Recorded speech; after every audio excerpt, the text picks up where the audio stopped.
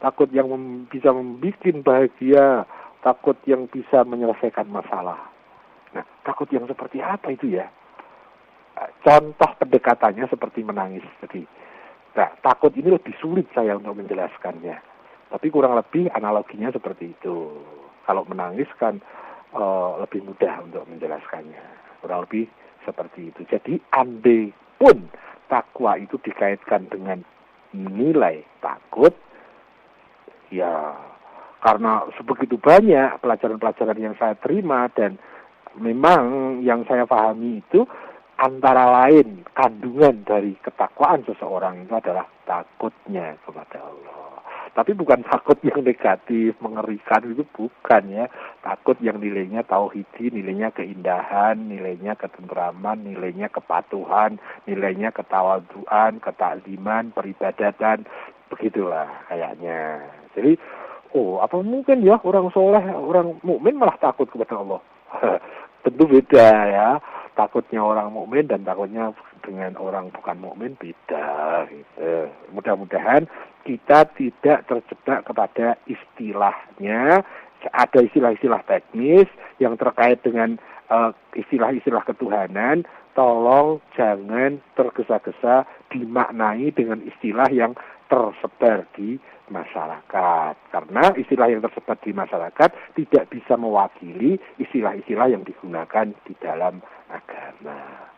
Bahkan sekarang itu istilah insya Allah, alhamdulillah, subhanallah, Allahu Akbar, bahkan kadang-kadang digunakan yang sudah tidak sesuai dengan fungsinya. Masa Allahu Akbar dengan membunuh, Allahu Akbar dengan menyakiti orang, Allahu Akbar dengan dan seterusnya. Ya, Allahu Akbar terus bakar kantor kabupaten ya. Saya ingat di Tuban itu. Teriakannya Allahu Akbar, kemudian fasilitas umum dibakar. Ya kan itu nggak sesuai banget gitu ya dengan makna Allahu Akbar itu. Kurang lebih seperti itu yang bisa saya sampaikan kepada Mbak Andi di Ciledug. Mudah-mudahan tidak puas dan saya kembali kepada Raden Mas Adi. Nggak ke laptop. Baik, silakan masih dalam proses menuju kesejatian diri bersama Siwa Agus Hidayat dan silakan Anda langsung telepon saja ke 6332706. Enaknya memang teleponnya Siwa ya? Iya dong. Lebih bisa ketemu lewat suara. Ini kan on air. Baik, silakan di 6332706 6332706. Line telepon kembali dibuka buat Anda yang ingin sharing, ingin bagi-bagi pengalaman mungkin. Ya? Boleh, ingin sharing juga boleh. Sharing silakan. Ingin mengkritik saya juga boleh. Iya, silakan. Siwo juga menerima kritikan. Nggak ada yang telepon juga boleh. Nah gitu. Kalau nggak ada yang telepon gimana? Ya kita tunggu aja sampai waktunya habis. Gitu. Diganti lagu-lagu nostalgia. Baik, silakan di 6332706 line telepon kembali dibuka untuk Anda yang ingin gabung, ingin interaktif di kesempatan malam hari ini. Assalamualaikum. Waalaikumsalam. Dengan siapa? Dengan siapa ini? Aida. Dengan Aida di mana? Suaranya kok jauh-jauh ya? Di Pondok Gede. Silakan Aida. Assalamualaikum Siwa.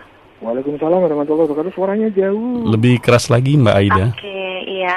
Siwa, piye kabare? Alhamdulillah, ape-ape baik. Iya. Siwa, Aida ada pertanyaan nih. Saya pernah dengar katanya kalau kita belajar agama tanpa guru itu sesat Siwa. Nah itu bagaimana dikorelasikan sementara waktu saya ini kan saat ini sih saya tadinya ngaji sama ustazah, tapi saat ini saya sedang vakum dulu karena kesibukan. Nah selama ini saya ganti dengan mendengarkan ceramah via radio Siwo atau via TV. Nah itu gimana ya? Karena kadang-kadang kita sering banget terjebak ya Siwo ya, dengan guru saja masih banyak persepsi gitu, apalagi tanpa guru takutnya kita menafsirkan sendiri gitu Siwo. Jadi gimana solusinya ini Siwo ya, supaya saya mantap gitu di hati saya walaupun dengan belajar sendiri gitu Siwo. Gimana ya Siwo ya? Tapi ada istilah bisa diulang, mengkafirkan diri sendiri. Bukan, maksudnya dengan guru saja kan kita juga bisa multi tafsir gitu loh Siwo. Multi tafsir. Pemikiran kita sendiri. Bukan kafir Siwo, tapi multi tafsir. Multi tafsir. Dengan guru saja belajar, kadang kita timbul multi tafsir gitu. Apalagi kalau belajar sendiri. Iya, maksudnya gitu. Ya, itu aja Mbak Ida. Iya, terima kasih ya Siwo atas jawabannya. Baik. Assalamualaikum. Waalaikumsalam. Ya, monggo Siwo. Langsung saya ambil. Ya, silakan. Mbak Aida di Pondok Gede. Terakhir ngebel putus ya.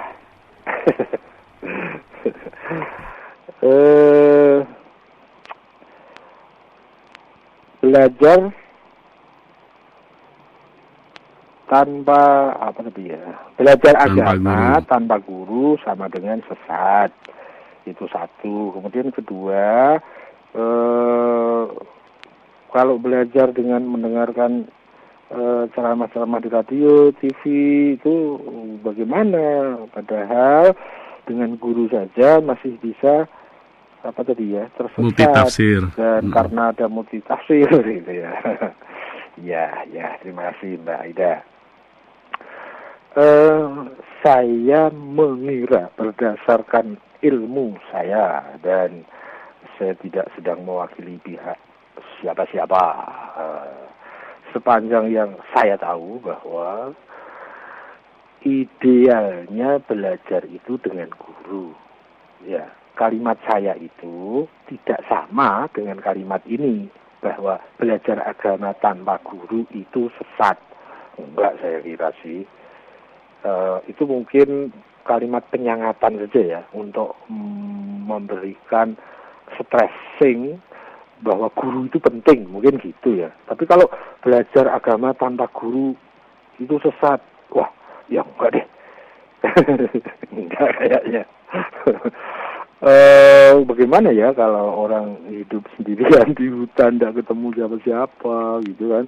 Dia kan hanya bisanya belajar dengan dirinya, dengan alam gitu. Kalau saya ganti aja begini deh. Idealnya belajar itu dengan guru. Orang kita kan sudah praktek toh. Belajar matematik ada gurunya, belajar bahasa Arab ada gurunya, belajar bahasa Inggris ada gurunya, belajar komputer juga ada gurunya. Tuh ada kursus-kursus di mana-mana tuh, gitu ya. Yang kursus belum dibuka itu kan belajar untuk menjadi calon suami yang baik, kursus belajar untuk jadi bapak yang baik, kursus persiapan diri untuk menjadi ibu yang baik. Kayaknya itu belum banyak itu dibuka. Mudah-mudahan di Jakarta itu laris, mesti laris itu kalau dibuka. Kursus persiapan istri solihah, kursus persiapan ibu teladan. Asik itu kalau ada. Jadi untuk jadi suami atau istri tidak sembarang. Mau jadi sekretaris saja ada kursusnya. Mau jadi istri atau suami tidak pakai kursus, ya ngalir deh sesuai.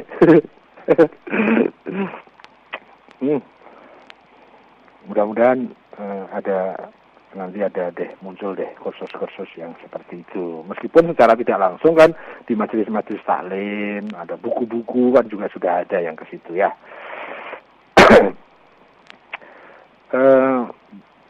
Idealnya belajar itu dengan guru. Tetapi manakala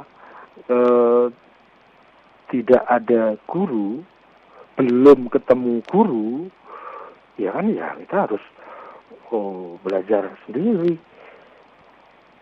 Yang disebut dengan otodidak misalnya gitu. Itu sebagai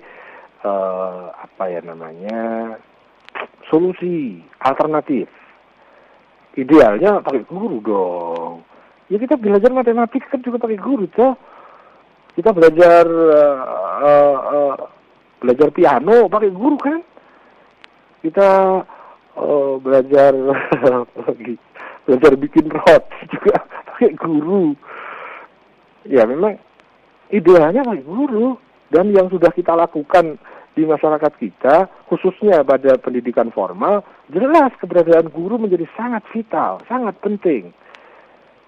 Meskipun demikian, apakah kalau belajar tidak dengan guru itu sesat? Ya belum tentu.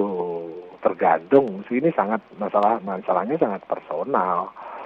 Itu ya. Kalau dia meskipun belum ketemu guru, tapi dia belajar dengan baik, dengan cara yang baik, dengan tujuan yang benar, dengan niat yang benar, dengan cara yang benar sesuai kapasitas dirinya, ya pasti dong dia akan semakin baik gitu. Ya, kalau saya kaitkan dengan formula yang sering saya sharingkan, kayaknya itu bisa menjadi sebuah alternatif. Yaitu misalnya begini, pada saat kita belum punya guru, itu ada 3 formula. Yaitu yang pertama, taati kebenaran yang sudah kita pahami saat ini. Ya, karena kita nggak bisa mentaati kebenaran yang kita belum paham itu. Bagaimana kita belum paham kok taat? Padahal untuk taat itu butuh kepahaman. Tetapi karena banyak yang kita belum pahami, kebenaran-kebenaran lain yang mutunya lebih tinggi, atau mungkin jenis-jenis yang lebih tinggi kita belum pahami, maka kita harus selalu, ini formula yang kedua, selalu mencari kebenaran yang lebih tinggi. Dari manapun, dari TV, dari radio, dari buku, dari diskusi, dari perenungan, dari tafakur, dari arah manapun. Yang penting manakala kita cermat dan kita simbolkan itu sebuah kebenaran, kalau kebenaran itu lebih tinggi dari kebenaran kemarin, lebih bermutu dari kebenaran kemarin, diikuti dengan formula yang ketiga, yaitu berpindah, memproses diri lebih baik, berpindah dari kebenaran kemarin kepada kebenaran yang lebih tinggi. Itu 3 formula yang sering saya sharingkan, yang saya beri nama menapak jalan keilmuan. Tetapi ada yang lebih ideal, yaitu menapak jalan keguruan. Karena kalau kita belajar sendiri, bayangkan kalau kita belajar piano sendiri lama. Kalau kita belajar matematik sendiri lama. Bayangkan kalau ada anak-anak dia belajar membaca abjad, baik abjad bahasa Indonesia atau abjad dalam bahasa Arab. Betapa lamanya kalau dia belajar sendiri. Manakala kemudian ada guidance-nya, ada guru di situ, itu akan mempunyai percepatan yang luar biasa. Sangat luar biasa. Percepatan dari fungsi adanya guru itu. Luar biasa. Ya, formula menapak jalan keguruan itu, taati guru kebenaran yang difahami saat ini. Itu masing-masing kita bisa kok menentukan malam ini juga. Itu bisa panjenengan agendakan saja siapa ya yang pantas saya sebut sebagai guru sekapasitas saya. Maksudnya, bagi saya ada figur-figur tertentu yang pantas saya sebut sebagai guru. Oh, ada A, B, C, D, E, F, G. Katakan ada 80. Misalnya gitu. Contohnya ekstrim ya, 80. Tapi kita pasti di antara 80 itu ada satu yang mempunyai kelebihan-kelebihan tertentu yang itu melebihi dari yang 79. Mungkin dari sisi-sisi tertentunya atau yang membuat mantap gitu kan, membuat saya lebih tenang, membuat saya lebih mantap, membuat saya lebih dekat kepada kepada Allah, membawa saya lebih peduli terhadap kebijakan, kebenaran dan seterusnya kepada nilai-nilai yang baik itu. Tentukan saja dia, saya jadikan guru saya sekarang untuk sementara ini. Itu formula pertama. Formula kedua, karena bisa jadi, sangat bisa jadi, ada figur-figur lain yang lebih memenuhi syarat untuk saya jadikan menjadi guru saya.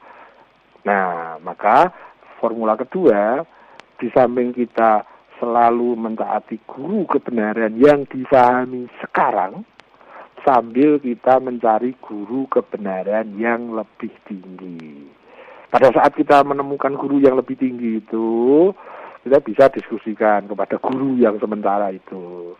Saya kok dapat figur begini, saya berguru kepada beliaunya gimana? Atau kita, kalau penjenengan kira-kira, saya berguru bareng-bareng yo, gitu. Yang tadinya guru murid jadi murid-murid, gitu, karena gurunya ke figur yang lain, misalnya gitu. Nah, kalau kita sudah bisa menemukan atau ketemu kepada figur yang lebih pantas, lebih memenuhi syarat untuk saya jadikan guru saya dalam rangka mendekatkan diri saya kepada kebenaran dan kepada sumber kebenaran, Allah Subhanahu wa Ta'ala. Nah, ada formula ketiga. Yuk kita berpindah ke guru yang lebih tinggi itu. Ya, seperti dari SD ke SMP ke SMA gitulah. Gitu ya. Seorang guru yang dia memang punya karakteristik seorang guru, dia pasti tidak cemburu kalau ada muridnya yang pindah guru dalam rangka proses penyempurnaan dirinya.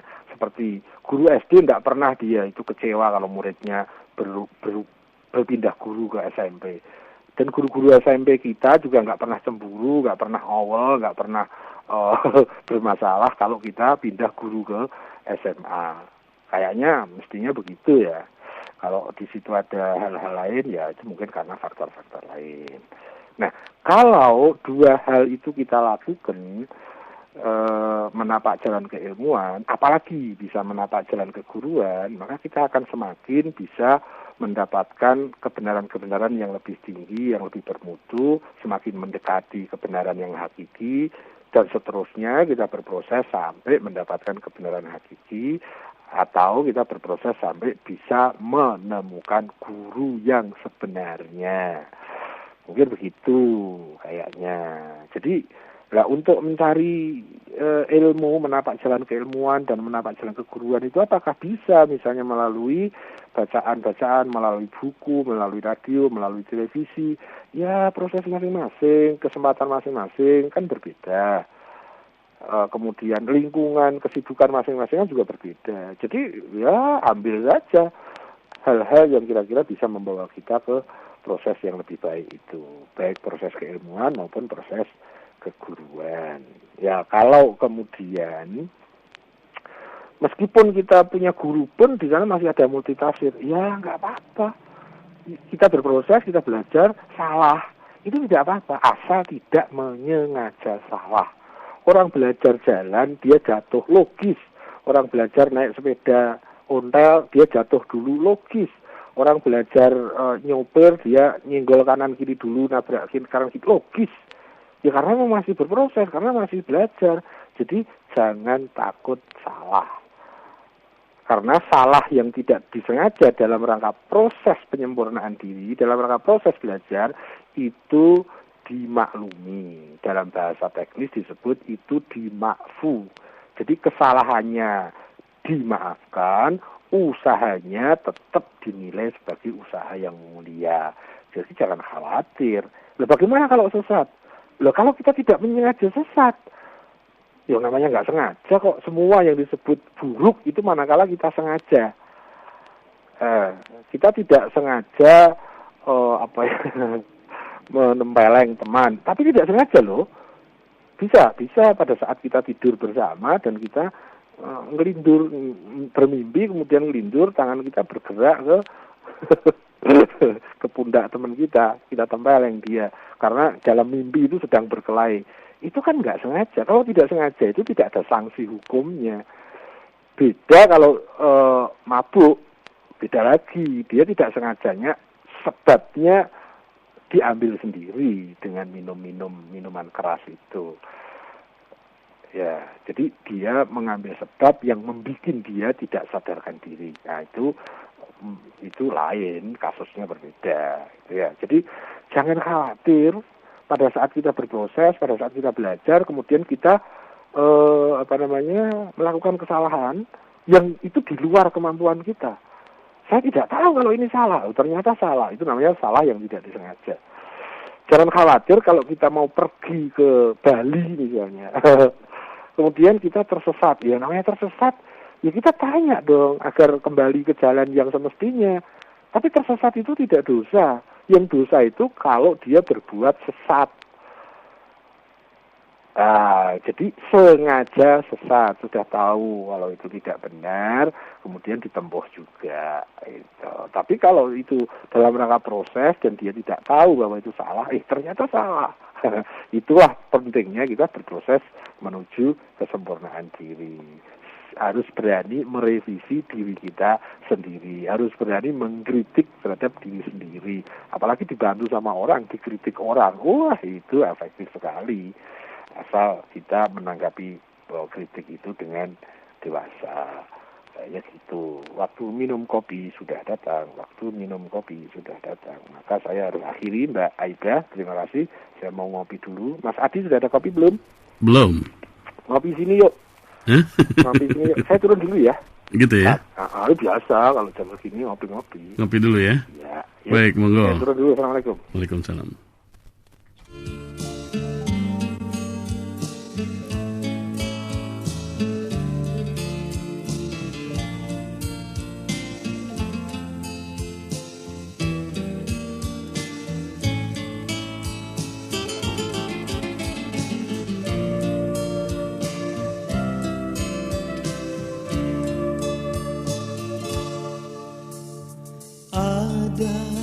Sajadah panjang terbentang dari kaki buayan sampai ke tepi kuburan hamba bila mati. Ada sajadah panjang terbentang. Baiklah, masih dalam berproses menuju kesejatian diri. Saya Adi Suryo bersama Siwo Agus Hidayat. Silakan 6332706 ya. Siwo baru saja nyeruput kopi. Waduh, nikmat kayaknya ya. Udah ya? Udah nikmat lagi ya. Silakan di 6332706 6332706 untuk Anda yang ingin gabung live interaktif kami di 6332706. Assalamualaikum. Salam Bung Andi ya. Iya, dengan siapa nih? Ya, ini dengan Bu Ratna. Dengar, kalau pas lagi Siwo on air susah banget masuknya, jadi ini ngambil Mas Adi, lagi saya nggak rehatnya. Iya, Bu Ratna di mana? Saya di Bintaro. Bintaro. Udah, langsung silakan Bu, langsung ke Siwo. Tidak dengar Mas. Ya, nanti saya jelaskan ke Siwo deh. Iya. Apa sih arti di Al-Quran kalimat bian itu? Apa arti kalimat bian? Iya, di Al-Quran itu ada. Kalau Siwo takut dengan tafsirnya, enggak lah, artinya aja sebetulnya apa gitu. Soalnya pernah ditanya, katanya ini tafsirnya itu dalam sekali. Saya kalau tafsir tidak terlalu ini ya, maksudnya arti aja gitu. Halo? Iya. Iya. Terus tadi Siwo membahas tentang guru-guru ya, seringkali berguru dengan ustadz gitu, ilmunya mereka tinggi gitu ya. Tapi kadang-kala kita terbentur tidak sesuai dengan ilmunya. Maksudnya dalam arti tindakan mereka itu kok tidak sepadan dengan ilmu yang mereka miliki. Jadi ini sering sekali menimbulkan rasa bukan tidak percaya, tapi dengan ilmu tinggi kok implementasinya tidak sesuai begitu. Ya, Bung Andi tolong itu ditanyakan yang pertama kali ya, Bung Andi, saya masih dengerin ini. Bian ya? Ya? Yang kalimat bian atau? Kalimat bian satu, kalimat kedua, bersalahkah ketika seringkali kita berguru pada kiai atau ustadz, tapi ternyata dengan ilmu mereka yang tinggi, tindakannya nggak sesuai. Tidak sesuai sesuai dengan karakter kepribadian, Oke.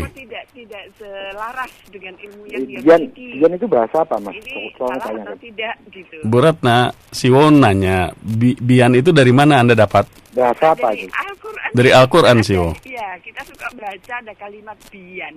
Itu artinya apa? Sudah bisa dibuka dibaca? tafsir?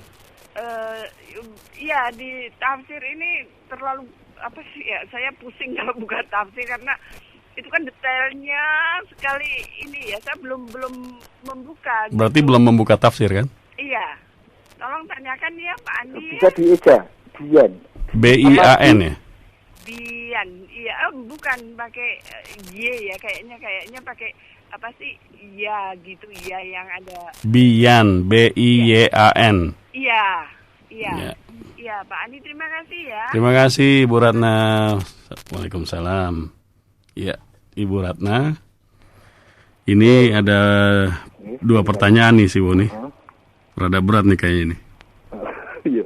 Ini mesti siap-siap ini untuk menjawabnya. Apa arti kalimat dalam Al-Quran yang kalimatnya itu biyan, BIYAN. Bian. Terus pertanyaan kedua, berguru sama guru-guru yang ilmunya tinggi. Tapi kadang kita nggak sesuai dengan, tapi si guru-guru tersebut tingkah lakunya, tindak tanduknya tidak sesuai dengan ilmu tinggi mereka gitu. Iya. Gimana menyikapinya? Iya. Cukup jelas? GG. Terima Oke. kasih Mas Adi Suryo. Ya. Raden Mas. Ibu Ratna di Bintaro tadi ya? Ya. Ibu Ratna di Bintaro. Terima kasih Ibu Ratna. Dan saya sudah ngubrek-ngubrek simpanan memori saya, tidak ketemu tentang Dian itu. Dian itu kalau bahasa Jawa malah saya tahu. Dian itu lampu itu loh, lampu yang sangat primitif.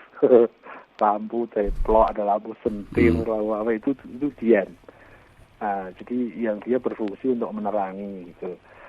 Tapi itu bahasa Jawa. Nah ini kok diambil dari ayat ini, saya belum bisa. Saya tidak punya simpanan memori sama sekali tentang itu, Yeah. Mbak Ratna. Jadi saya mohon maaf. Apalagi saya sih, Wo. Saya nggak berani jawabnya karena ini bahasa Al-Quran ini. Iya. Kita harus dan saya hati-hati. juga memori saya nggak ada yang connect satupun dengan kalimat ini. Ya. Dian, DIYAN. Bukan D, bukan D tapi Oh, B. apa? BIYAN, Bian. Bian. Wah, ya itulah. Saya mohon maaf, saya tidak tahu tentang ini.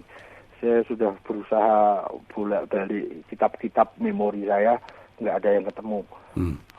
Indeksnya nggak keluar. Jadi saya mohon maaf kepada Ibu Ratna.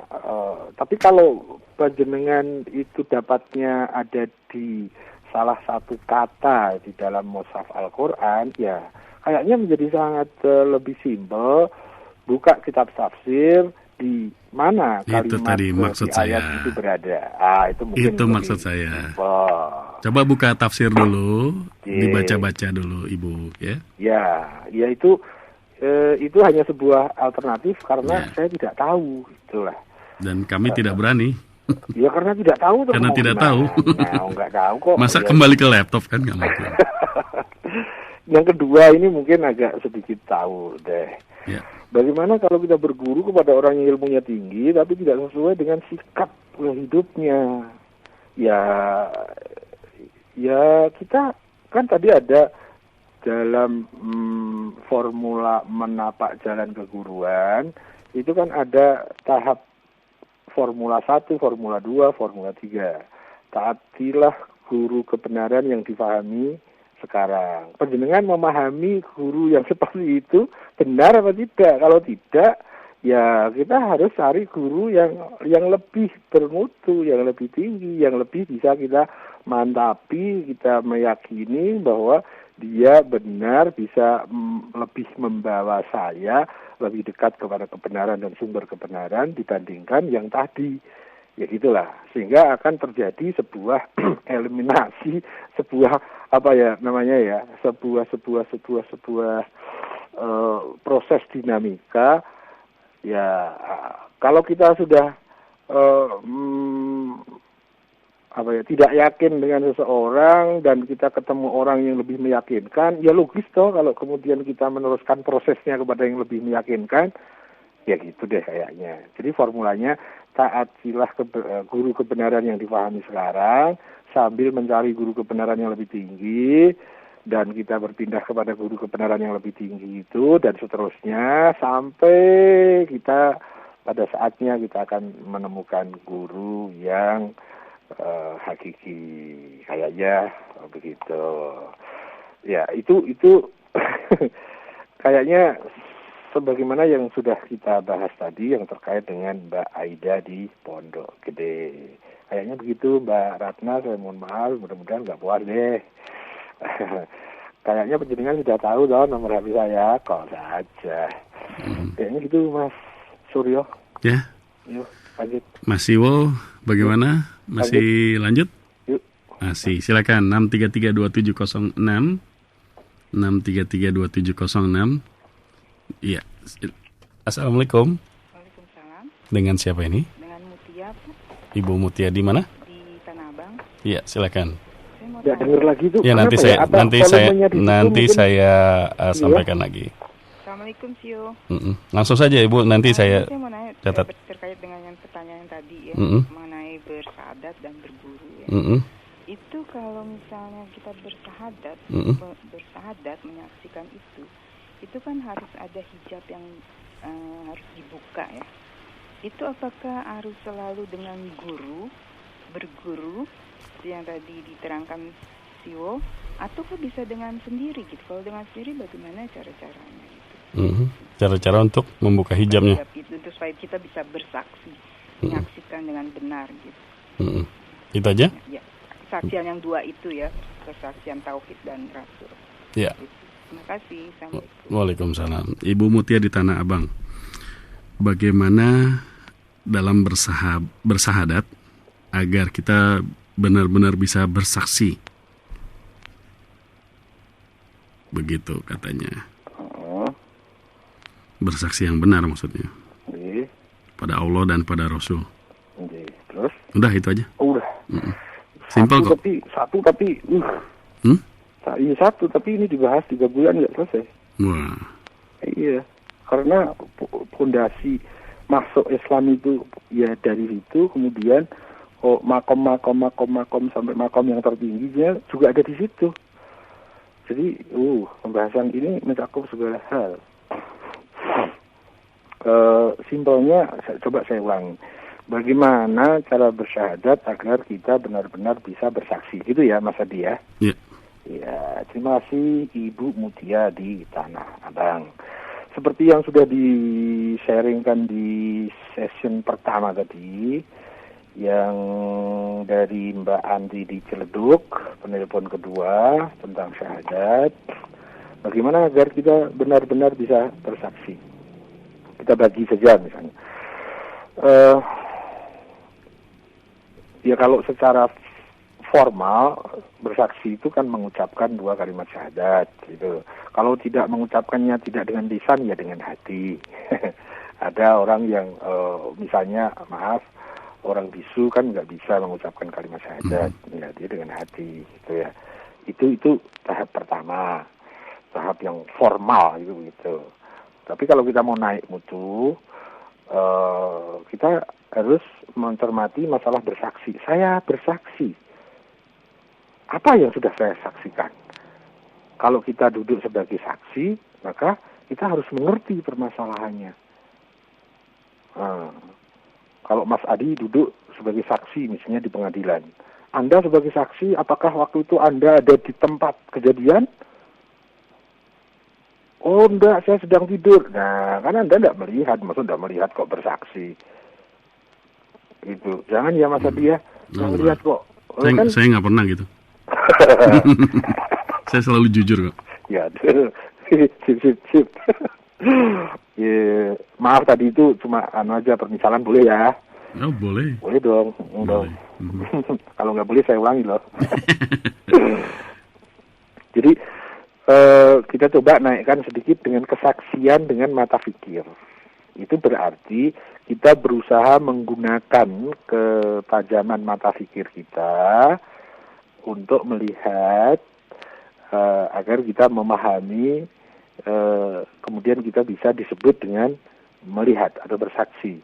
Nah, kalau bersaksi dengan mata fikir itu alat-alatnya adalah informasi. Kemudian pada saat informasi itu sudah kita jadikan data yang valid, kemudian kita analisa dengan pikiran kita sampai kita mempunyai pemahaman di situ, sampai menuju kepada kesimpulan akhir yang disebut dengan keyakinan. Nah, orang yang yakin terhadap ketuhanan Allah itu dia sudah bisa disebut dengan bersaksi dengan mata fikir. Bersaksi.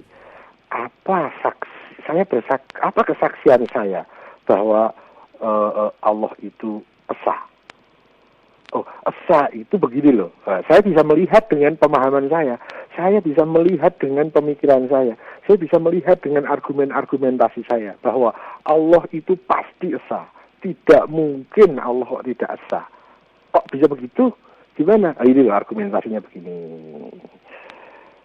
Ini data-datanya begini, kemudian analisanya begini, sampai kepada kesimpulannya ini, bahwa Tuhan itu, Allah itu esa, misalnya begitu. Itu namanya bersaksi dengan menggunakan pikiran. Tentu ini mutunya lebih tinggi dibandingkan kesaksian yang hanya sekedar formal atau kalimat tadi. Kalau kesaksian yang berdasarkan kalimat itu bahkan bisa dipaksakan. Orang kita bisa paksa. Ayo, kalau kamu tidak mengucapkan kalimat syahadat, aku bunuh kau. Itu bisa. Kemudian dia mengucapkan kalimat syahadat, tapi kan ya sekedar kalimat toh. Tanpa makna, tanpa pemahaman, tanpa ikatan, tanpa keyakinan, tanpa pemahaman, tanpa argumen, tanpa itu. Atau mungkin sekedar dogma karena dia menirukan budaya lingkungannya, menirukan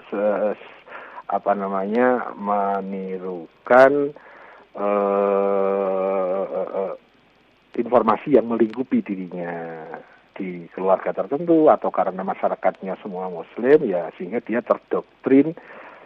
Jadi syahadat dalam makna dogma.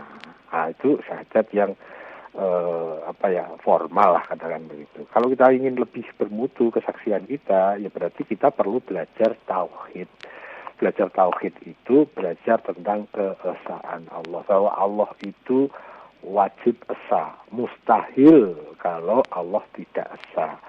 Allah itu satu, mustahil kalau Allah itu banyak. Satu, dan nanti lebih dalam lagi bahwa kita harus bedakan antara satu dengan kesatuan, misalnya gitu kan. Allah itu wajib, pasti, niscaya bahwa Allah itu baik, mustahil Allah itu buruk.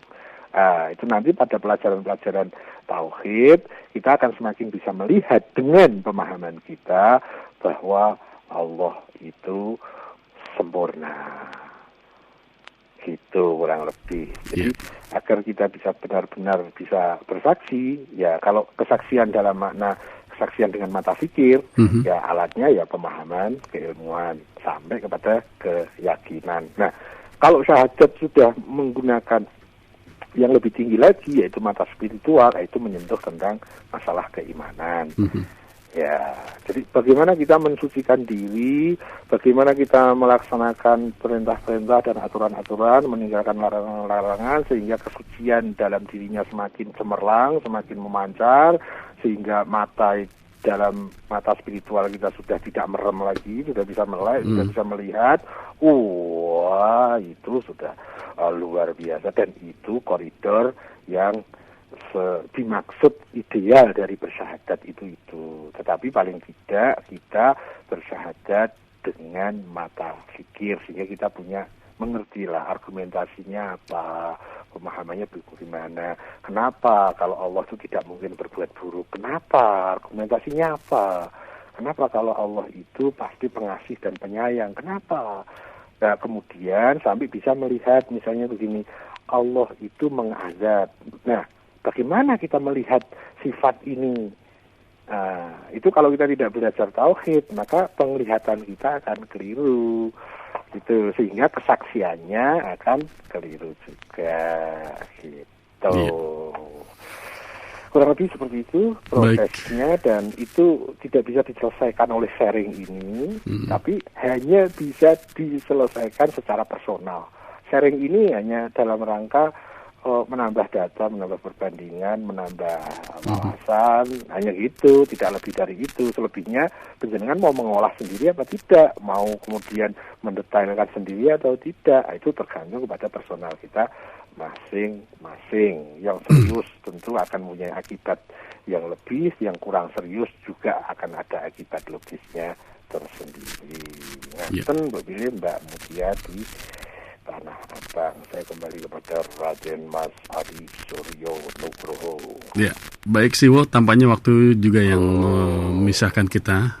Begitu saya tambah Adi Suryo Nugroho, langsung waktunya. Ya, karena memang sudah saatnya untuk kita berpisah, pamitan. Saya mohon pamit, Mas Adi, kepada seluruh Magic Listener, beserta seluruh staf dan keluarga besar selamaku. Semoga kita dipersaudarakan dalam kebenaran, penghambaan, dan berkah. Mohon maaf dan terima kasih. Saya undur diri, saya mohon pamit. Wassalamualaikum warahmatullahi wabarakatuh.